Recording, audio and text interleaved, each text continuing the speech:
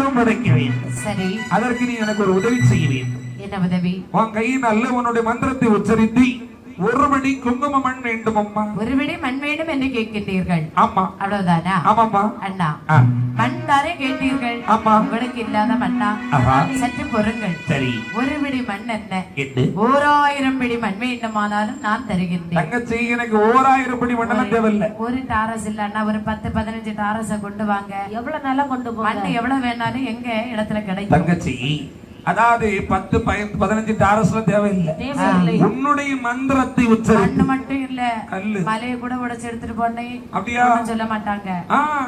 அவளுக்கு தாராள மனசு உள்ளவங்க. தாராள மனசுதான் தங்கச்சி. அவள அதெல்லாம் வேண்டாம் தங்கச்சி. போது தயவு செய்து அந்த ரோட மட்டும் உடைக்காத போனா. அப்படியா? கடல் வழியா கொண்டு போறோம்மா. சரி, அது சரிதான். சரியா தங்கச்சி? எனக்கு 1000 படி மண்ணெல்லாம் தேவையில்லை. அப்படியா? உன் மந்திரத்தை உச்சரித்து உன் கைய காட்டு. உன் கையினால ஒரு படி